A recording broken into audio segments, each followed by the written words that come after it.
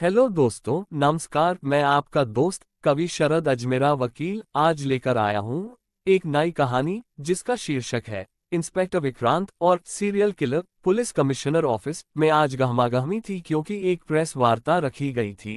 Police commissioner press वालों को संबोधित करते हुए कह रहे थे कि हम इस सीरियल किलर को बहुत जल्दी पकड़ लेंगे और उनकी जांच में क्या क्या नतीजा है वह उन्होंने सब बताए थे। उन्होंने घोषणा की कि अब ये केस सीआईडी इंस्पेक्टर विक्रांत के पास पहुंचाने वाले हैं। और इस तरह से वह प्रेस वार्ता समाप्त हुई। सारे पत्रकार उठकर जाने लगे। कमिश्नर साहब भी अपनी कार में बैठ चुके थे। दरअसल ये कहानी एक सीरियल किलर की है जो कि अनजान और निर्दोष आदमियों की हत्या करके उनकी जिस हथियार से हत्या करता है उस हथियार की तारीफ करता था। पूरे शहर में भय का माहौल व्याप्त था। प्रेस वालों ने और सामाजिक संगठनों ने पुलिस पर उंगली उठानी शुरू कर दिया था कि कैसे अभी तक ये केस हल नहीं हो रहा है, हत्यारा पकड़ में क्यों नहीं आ रहा है। बात ऊपर तक पहुंच गई थी। तो अब इसलिए कमिश्नर साहब ने जनता और प्रेस के सामने अपनी बात रखने के लिए प्रेस कॉन्फ्रेंस बुलाई थी और यह निर्णय कर लिया गया था कि अब ये केस इंस्पेक्टर विक्रांत के हवाले कर दिया जाएगा। इस केस का पहला कत्ल एक साधारण से दिखने वाले बैंकर सुधाकर का हुआ था। पुलिस को जांच में पता चला था कि यह तो बहुत ही सीधा सच्चा आदमी था और इसकी कभी किसी से कोई दुश्मन नहीं थी। ये तो अपने काम से काम रखता था और पुलिस जांच किसी निष्कर्ष पर नहीं पहुंची थी। हत्यारे ने सुधाकर की हत्या करने में एक सब्जी काटने वाला बड़ा सा चाकू उपयोग में किया था और उसके रिव्यू में उसने लिखा था कि यह चाकू जब इंसान को काट सकता है तो सब्जी कितनी अच्छी काटेगा। यह कोई सनकी सीरियल किलर था जिसने पुलिस की चिंता बढ़ा दी थी। शहर की व्यस्त और चकाचौंध भरी जिंदगी में किसी को यह अंदाजा भी नहीं था कि उनकी गुमनाम दुनिया में एक ऐसा कातिल छिपा है जिसने 13 सालों में 7 खौफनाक हत्याएं की। उसके बारे में सबसे चौंकाने वाली बात यह थी कि वह अपने कत्ल के औजारों के ऑनलाइन रिव्यू लिखता था। वह रिव्यू किसी साधारण ग्राहक की तरह नहीं बल्कि एक विशेषज्ञ की भाषा में होते थे जो औजार की धार, पकड़ और उपयोगिता का विश्लेषण करता। और अगला केस शुरू हुआ जब एक निर्दयी हत्या की सूचना शहर के सबसे बेहतरीन इंस्पेक्टर विक्रांत और उनकी असिस्टेंट आरती को दी गई। एक दिन सुबह सुबह पुलिस स्टेशन का फोन गान उठा। उसे तरफ से फोन एक सामाजिक कार्यकर्ता का था जिसने बताया कि मुंबई के अंधेरी इलाके में एक पुराने गोदाम से लाश के सड़ने की बदबू उठ रही थी। जब इंस्पेक्टर विक्रांत की पूरी टीम मौके पर पहुंची तो उन्हें वहां एक आदमी की लाश मिली। उन्होंने तो ना तुम्हारा सुरक्षा के इंतजाम करवाए, वहां काफी भीड़ थी। चलो दूर हटो, सबको दूर हटो। हवलदार इन सबको दूर कर दो। इंस्पेक्टर विक्रांत लाश के पास पहुंचा। वह दिखा तो उसके शरीर पर धारदार चाकू से वार किए गए थे। लाश के पास एक कपड़ा रखा था जिस पर खून से वी लिखा था। आरती, ये खून का निशान क्या संकेत कर रहा है? विक्रांत, शायद ये कातिल का संदेश है। लेकिन ये चाकू, ये साधारण चाकू नहीं लगता।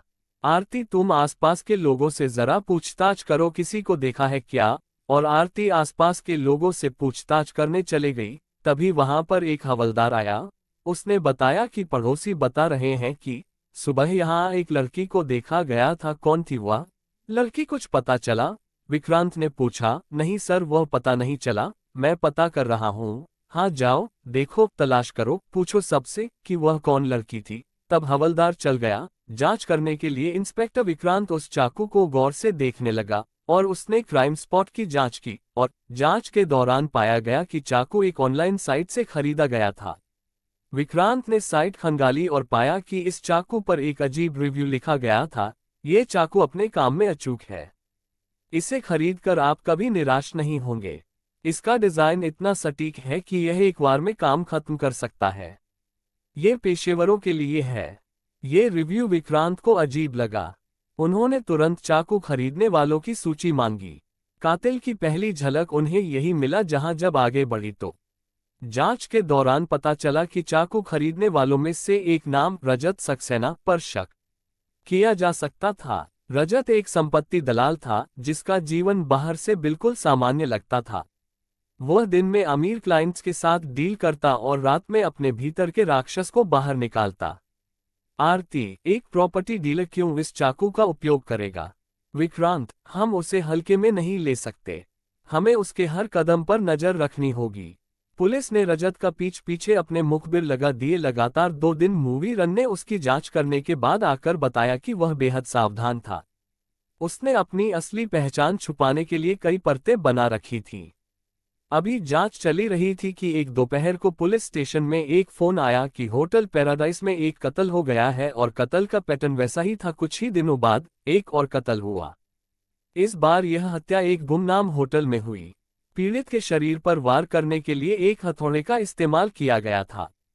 घटनास्थल पर एक पर्ची पाई गई जिस पर लिखा था, इस हथौड़े की ताकत अद्वितीय है, ये किसी भी कठोर सतह को तोड़ सकता है।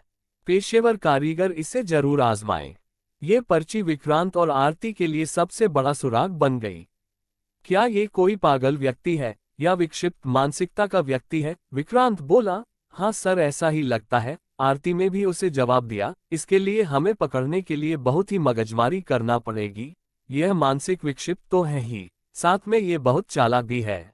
आरती देखो, ये हथौड़ा कहाँ से खरीदा गया था? क्या ऑनलाइन तो नहीं खरीदा था? उन्होंने तुरंत उस हथौड़े को ऑनलाइन खोजा और पाया कि रिव्यू रजत की प्रोफाइल से लिखा गया था। रजत की मानसिकता अजीब थी। रजत को अपनी दोहरी जिंदगी से रोमांच मिलता था।